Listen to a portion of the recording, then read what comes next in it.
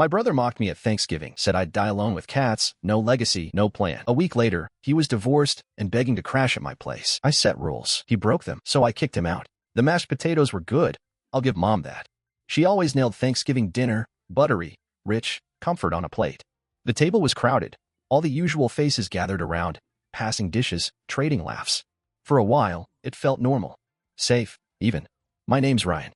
I'm 38 years old, live in Flagstaff, Arizona, and I've been happily child-free my whole life. That last part? It usually doesn't come up during family dinners. Until this year.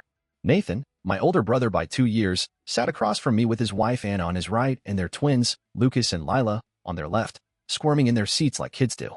We were making harmless small talk, football, traffic, new streaming shows, when Nathan leaned back, fork still in hand, and tossed out, "So, Ryan, still living the bachelor dream, huh?"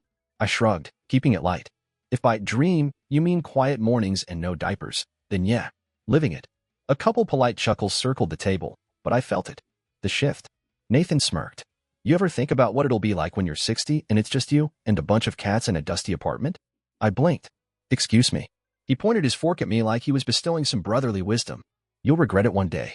You're not getting any younger. What are you going to do when there's no one around to take care of you? Kids are the only real legacy you leave behind. Anna glanced at him, clearly uncomfortable. My mom froze mid-sip of her wine. Dad stayed focused on the turkey like it owed him money. I tried to keep my tone neutral. Not everyone wants the same things, Nathan. He shook his head, not backing down.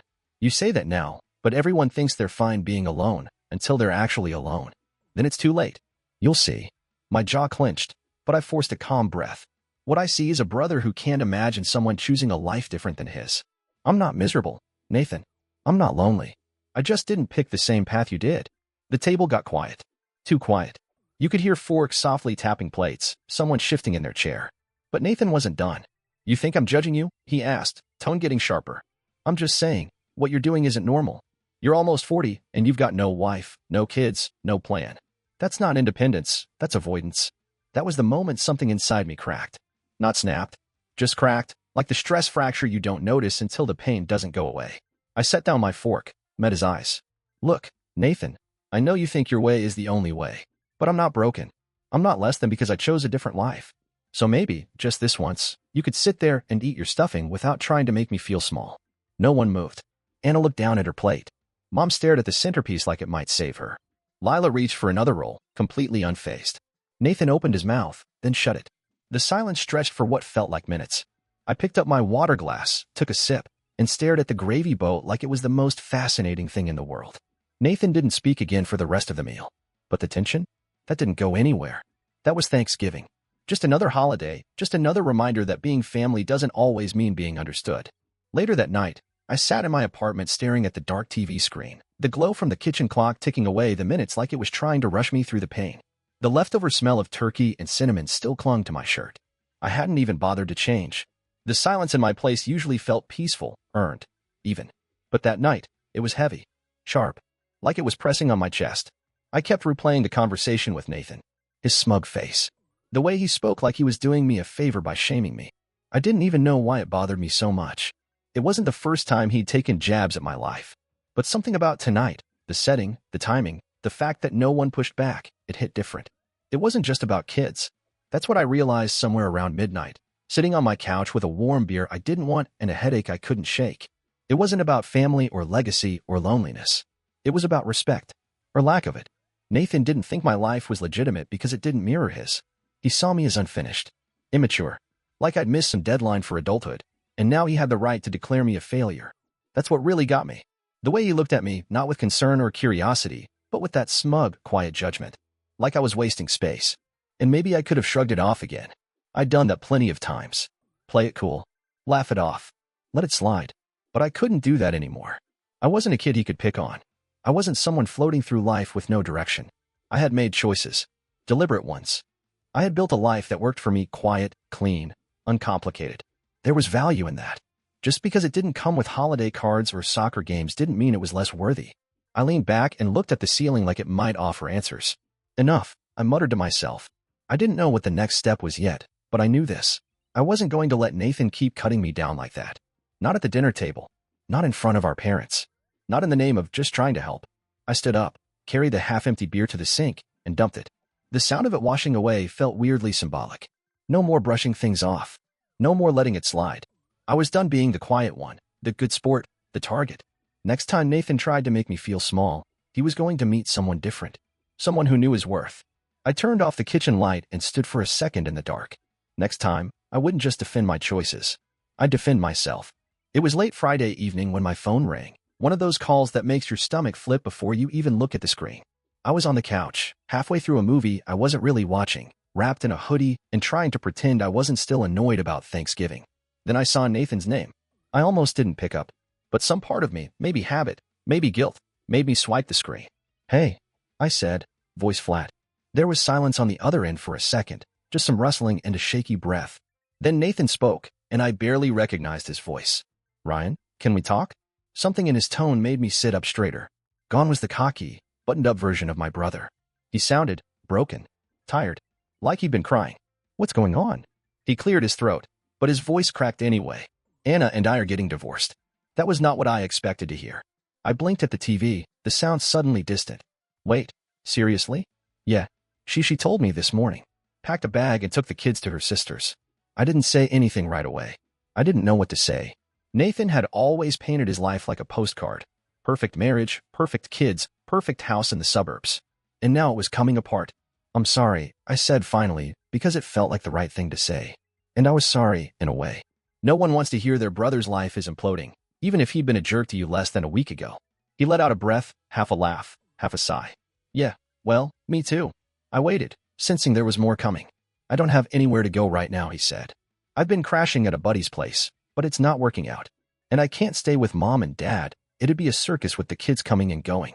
Then came the real reason for the call. "Look, I know things were tense at Thanksgiving, but I was wondering if maybe I could stay with you for a little while. Just until I figure things out." I sat there, jaw tight. Of all the people he could have asked, after the way he talked to me? "Ryan," he asked, voice softer now. "I know it's a lot. I don't have a lot of options right now." I closed my eyes, took a slow breath. "I need to think about it," I said finally. "Can I call you tomorrow?" Yeah, of course," he said quickly. "Thanks. I mean it." We hung up, and I stared at the dark screen in my hand for a long time. My brother, Mr. Picture Perfect, Mr. Family Man, was calling me, the one he mocked for being alone, to ask for shelter. Funny how fast things can flip. And now the choice was mine. Help him, or finally put myself first. I spent most of Saturday pacing between my kitchen and living room like a caged animal. Every time I sat down, I got right back up again. The apartment felt too quiet, like it was waiting for me to make up my mind, like it already knew the stakes and was giving me space to figure it out. Nathan's voice kept echoing in my head. "I don't have anywhere else to go." There was a time when I would have jumped to help without hesitation. That's what I used to do, play the dependable one, the fixer, the guy everyone turned to when their lives cracked open. But now I didn't know. After Thanksgiving, I couldn't stop thinking about how Nathan talked to me, how quick he was to reduce my entire life to a joke, a cautionary tale about how not to end up alone. And now here he was, alone. Not by choice. Not in control. Part of me wanted to be the bigger person. Show him what grace looked like. Let him stay for a while, offer some stability. That part of me was loud. But the other part, the quieter one I'd spent years silencing, that part was tired. Tired of being taken for granted. Tired of swallowing disrespect because we were family. I stood by the kitchen window, watching the wind push the trees outside. I remembered helping Nathan move into his first house. Driving across the state with a truck full of his furniture. I remembered lending him money after a layoff he didn't tell anyone else about. I remembered watching his kids when he and Anna needed a break. And I remembered how quickly he dismissed me last week. How he looked at me like I was less of a man. How no one at that table said a word in my defense. This wasn't just about needing a couch to crash on. This was about a pattern, one I had let go unchecked for far too long. I walked over to the bookshelf and pulled down an old photo album. Inside, pictures of us as kids, Nathan always front and center, me somewhere to the side. That's how it always felt. Like I was background noise. Even when I was succeeding, it didn't count unless it looked like what they expected. A house. A spouse.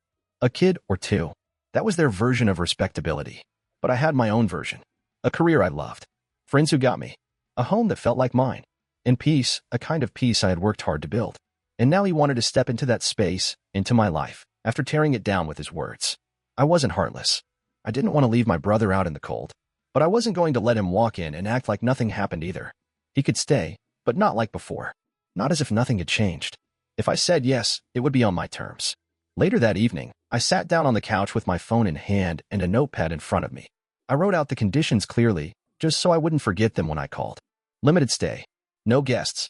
Respect my space. Contribute where possible. It wasn't just a list. It was a boundary. A promise to myself. Because if I let Nathan move in, I needed to know I wasn't giving up the hard-earned peace I'd spent years protecting. And this time, I wouldn't let guilt blur the lines. This time, I'd make sure I mattered too. Sunday afternoon, I finally called Nathan. I stared at his name on the screen for a while before hitting dial, bracing myself for the conversation. My heart was calm, but my jaw was tight. I already knew how I needed this to go. No waffling, no guilt-tripping, no second-guessing. He picked up on the second ring. Hey, he said quickly, like he'd been waiting by the phone. Thanks for calling back. I cleared my throat. Yeah, I've been thinking about what you asked. Okay, he said, hopeful. And I'm willing to let you stay here. For a while. But I need to set some boundaries first. There was a pause, just a beat too long, before he replied. Okay, sure. I'm serious, Nathan, I said. This isn't me just opening the door and letting you do whatever. This is me offering temporary help, under conditions. All right, he said, slower this time. What kind of conditions? I took a breath, eyes on the notepad in front of me. You can stay for 2 weeks. That's it. We'll reassess after that if needed, but it's not open-ended. 2 weeks, he repeated, like he was writing it down. You'll stay in the guest room. Keep your stuff contained. No leaving dishes in the sink, no blasting the TV late at night. This is my space, and I need it to stay peaceful. Yeah, of course, he said, trying to keep his voice casual. Totally understand. And one more thing, I added. Respect. I'm not doing this out of obligation. I'm not your backup plan. If you're here, it means treating me and my home with respect. No passive-aggressive comments, no jokes about my life. That stuff ends at the door. Silence on the other end. Then, I didn't realize. I mean, yeah, I get it. I waited. I'm sorry, he said finally, quieter now. About Thanksgiving. About what I said. I wasn't thinking. You were, I said. You just didn't think I'd push back. That landed harder than I expected. I could hear it in his exhale. I appreciate this, Ryan. Really? I won't mess it up. I nodded, even though he couldn't see me. All right then. You can come tomorrow. After 5. Okay. Yeah, I'll see you then. We hung up, and I sat there for a moment, letting the silence settle. It didn't feel like victory. It didn't feel like some grand moment of revenge or forgiveness. It just felt fair. I'd drawn a line, and he'd agreed to it. That was a first. I knew Nathan. He might still test it, might see how far he could stretch the rules. But now he knew I wasn't the same version of Ryan he was used to. I had changed. And if he was moving into my home, he'd be stepping into my rules. Because this time, I wasn't bending to make someone else comfortable. This time, I was making sure I stayed comfortable too. Nathan showed up Monday evening right at 5:15, dragging 2 duffel bags and a garment bag that looked like it hadn't been unzipped in years. He looked rough, like life had been knocking him around and he'd finally stopped trying to swing back. His usually neat hair was uncombed, and the dark circles under his eyes told me sleep hadn't been his friend lately. Hey, he said, offering a small, sheepish smile. Thanks again. I held the door open. Come in. He stepped inside, looking around like he was entering sacred territory.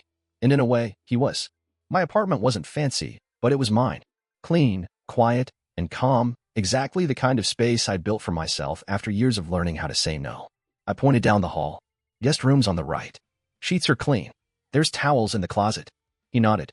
Got it. Nathan spent the first couple of days keeping a low profile, which I appreciated. He stayed mostly in his room, came out for coffee in the morning, then disappeared behind his laptop for most of the day. We shared a few meals, mostly leftovers, eaten in quiet at the table like 2 people who didn't quite know how to talk without stepping on each other. For a moment, I thought maybe this could actually work. Then Thursday rolled around. I came home from work to find the sink full of dishes, not overflowing, but full enough to make my eye twitch. His cereal bowl, a coffee mug with dried foam still clinging to the rim, a pan he'd clearly used for eggs. The dishwasher was empty, clean, ready. I took a breath, let it out slow. He must have just forgotten, I told myself. Later that night, I noticed one of his bags had migrated to the living room, just sitting there next to the couch like it belonged. His shoes, muddy, were next to it. Then Friday morning, I walked into the bathroom and nearly slipped on a wet towel left on the floor. I picked it up, dropped it in the laundry basket, and stared at the door. I had drawn the line. He was testing it. That night at dinner, takeout Chinese, I decided to say something. Hey, I said, stabbing a piece of chicken with my chopsticks. Can you start putting your dishes in the dishwasher when you're done? Nathan looked up mid-bite. Oh, yeah, sure. Sorry. Wasn't thinking. I nodded. Also, could you keep your stuff in your room? The bag in the living room. Just, trying to keep things tidy. He gave a quick laugh that didn't quite land. Man, you really do live like a monk, huh? I didn't smile. I like it clean. Helps me think. He paused, reading my face. Right. No problem. I'll take care of it. After that, things returned to surface-level calm. But I could feel it in the air, the way he was tiptoeing, the way I was watching. Neither of us said what we were really thinking. Nathan was trying. I could see that. But he was also slipping. Slowly. Testing the edges of my patience like a kid pushing bedtime. And me?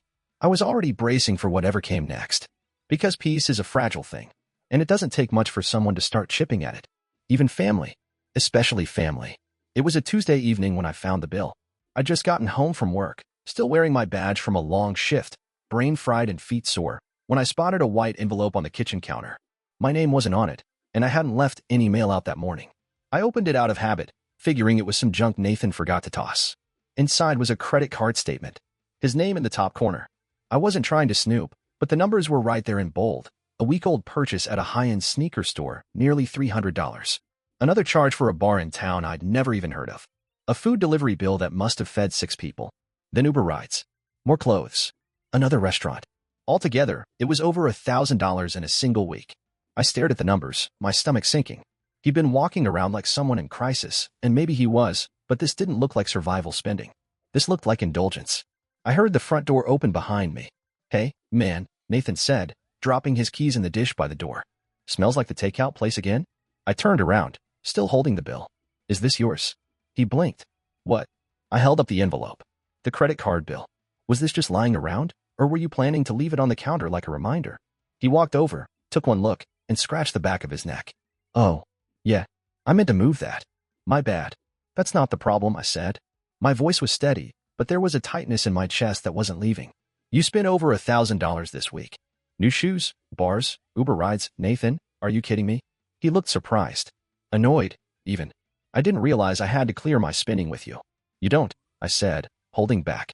But when you show up at my door talking about having nowhere to go, asking for a place to crash, then start blowing money like it's Monopoly cash, yeah, I'm going to question what kind of situation you're actually in. He scoffed. So now I'm not broke enough for your hospitality? I took a deep breath. This isn't about being broke. It's about respect. You said you needed help. I gave it. But what I'm not going to do is let you treat my place like a free hotel while you party on the side. Nathan folded his arms. You're blowing this way out of proportion. No, I said. I've let you push the limits all week. The dishes. The mess. The towel on the floor. This. I held up the bill again. This is the last straw. He rolled his eyes. So what now? You want me gone? I stared at him. Yeah, I do. He dropped his arms. You serious? Pack your stuff, Nathan. I gave you boundaries. You crossed them. He didn't speak. Just stood there, like it hadn't occurred to him I might actually say no. I'm not your safety net, I said quietly. I'm your brother. But I'm not going to be stepped on just because you're used to getting your way. And with that, I walked out of the kitchen, leaving the envelope behind. Let him sit with it. Let him feel it. Because this time, I wasn't backing down. Nathan didn't pack right away. He sat on the edge of the guest bed for nearly an hour, arms resting on his knees, staring at the carpet like it held the answers he was looking for. I stayed in the living room, letting the weight of the conversation settle. I wasn't angry anymore, not really. Just done. Eventually, I heard the quiet shuffle of a zipper. Drawers opened and closed. The hallway creaked under his footsteps. When he finally stepped out, both duffel bags in hand, he looked different. Not smug. Not defiant. Just tired. Like someone who had finally run out of versions of the story where he was the victim. I'll call an Uber, he muttered, not quite meeting my eyes. I nodded. All right. A long silence stretched between us. He shifted his weight, like he wanted to say something, maybe apologize, maybe explain, but the words never came. He walked to the door, paused with his hand on the knob. I didn't think it would be like this, he said, barely above a whisper. I leaned against the wall, arms crossed. Neither did I. He swallowed hard. I thought, staying here would help. I didn't say anything. What was there to say? He nodded to himself, then opened the door. The hallway outside was dim, quiet. His figure looked smaller somehow as he stepped into it. He turned once before leaving, like he was still waiting for me to stop him. I didn't. The door closed with a soft click. Just like that, he was gone. And I stood there for a while, not moving, letting the silence wrap around me. A part of me expected to feel guilty, the kind of guilt you grow up learning to carry whenever you say no to family. But it never came. Instead, I felt something else. Relief. Not the joyful kind. Not the victory dance kind. Just clean. like a window cracked open after months of stale air. I walked through the apartment slowly, picking up the few things he'd left out. A half-empty water bottle, a balled-up pair of socks behind the couch, a coffee mug on the windowsill. I dropped them in the sink, wiped down the counter, and sat on the edge of my bed, taking a deep breath. The place already felt different, quieter, lighter. Not because Nathan was awful, he wasn't. He was just someone who had never learned how to respect limits. Someone who, when handed a lifeline, mistook it for a leash. But I had finally drawn the line. And for once, I didn't step back over it. I thought about all the years I tried to earn approval by being useful, quiet, accommodating. This time, I chose myself instead. And maybe that made me the bad guy in his version of the story. But in mine, I was finally the main character. It's been 3 weeks since Nathan left. At first, I kept expecting him to call. Not to apologize. I knew better than that, but to ask for something. A second chance, another couch to crash on, maybe just a place to store his stuff.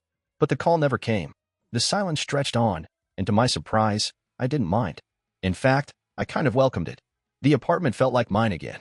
My routines returned. Sunday morning coffee with the windows open, reading in the evenings without anyone clomping around in the kitchen, walking into a spotless bathroom without finding someone else's towel on the floor. Small things, but they mattered more than I realized. Peace had a sound, and I'd missed it. I thought I might feel lonely, but I didn't. I felt clear, like a fog had lifted. Nathan's presence hadn't just disrupted my home, it had disturbed something deeper. His judgments, his subtle digs, his inability to see value in my life unless it looked like his. That had left a mark. But standing my ground? Asking him to leave? That healed something I didn't even know was broken. For the first time in a long while, I stopped caring how other people saw me. I didn't care if I was the odd one out in the family, the guy who didn't settle down, who never had kids. I stopped measuring my worth against someone else's blueprint. Because I finally saw my life for what it was, not missing anything.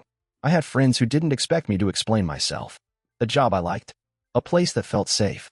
I could take a vacation when I wanted, sleep in without guilt, spend my money on things that made me happy. And more importantly, I'd learned how to say no. Without flinching. Without explaining. That was new. And I liked it.